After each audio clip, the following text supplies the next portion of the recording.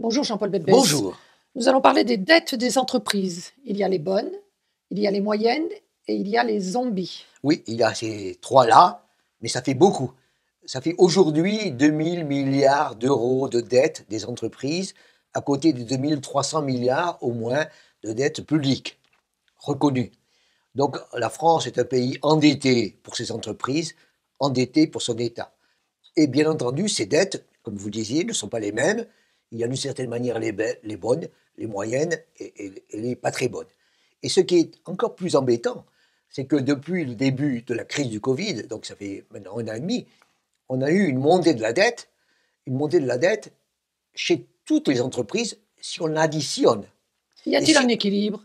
Si on additionne, on arrive effectivement à un étrange équilibre, parce que l'on dira, tiens, il y a 220 milliards de dettes nouvelles, et il y a 200 milliards d'entreprises qui ont augmenté leur trésorerie. Donc si on fait l'addition, on dit 220 milliards de dettes, 200 milliards de trésorerie, on ne va pas s'embêter pour 20 milliards de plus. En réalité, ce n'est pas vrai. En réalité, certaines entreprises se sont endettées et ont augmenté leur trésorerie, d'autres se sont endettées sans augmenter leur trésorerie, et d'autres se sont endettées, enfin, en détériorant encore leur trésorerie. Donc on a les trois éléments, les bonnes, les pas bonnes et les zombies. Donc les bonnes dettes, ce sont celles des grandes entreprises. Les bonnes dettes, ce sont celles des grandes entreprises. Effectivement, on a effectivement un creusement des écarts de situation avec la crise, un creusement qui s'est accentué.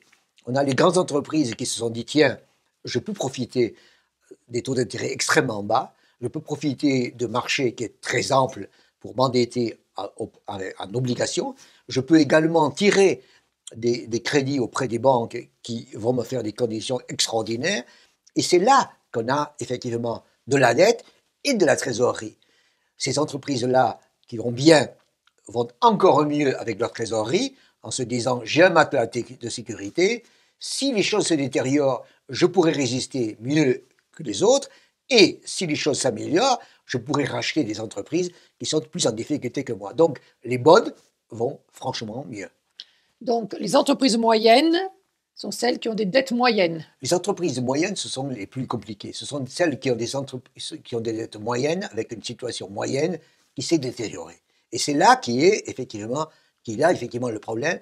Comment allons-nous travailler sur cette milieu, en quelque sorte, des entreprises qui étaient viables avant la crise du Covid, qui effectivement ont pris cette crise en plein dans leur fonctionnement, qui s'endettent effectivement, et on se demande, elles se sont endettées parce qu'elles n'avaient pas le choix, et après, comment les choses vont-elles se passer?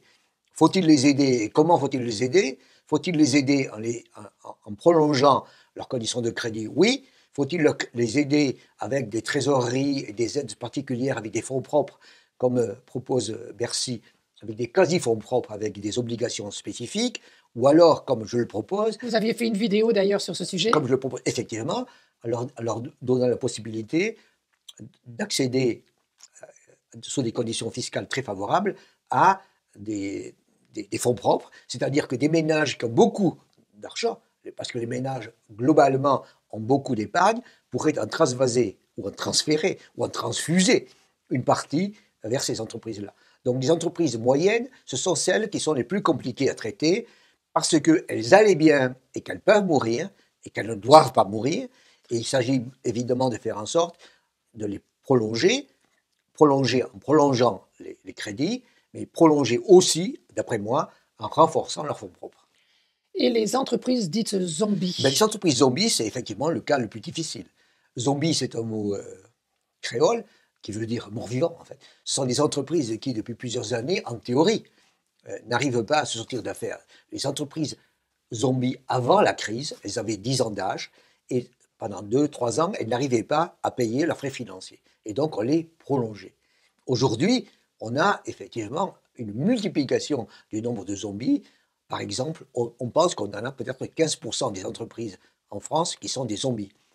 Et donc, il peut y avoir une hécatombe totale dans ces entreprises-là. Il va falloir bien les réorganiser, les restructurer et faire en sorte que le prix économique et social soit moindre. Effectivement, le problème des entreprises zombies et le plus grave que nous avons à traiter aujourd'hui, c'est de la mauvaise dette par construction, mais qui est une dette qu'il faudra aider et sauver. Donc, il faut s'endetter encore. Donc il faut s'endetter encore pour aller mieux, mais s'endetter encore pour les entreprises moyennes et surtout pour les entreprises de taille moyenne, en situation moyenne, leur permettre d'avoir plus de fonds propres pour que vraiment elles aillent mieux. Merci Jean-Paul Betbez. Merci à vous.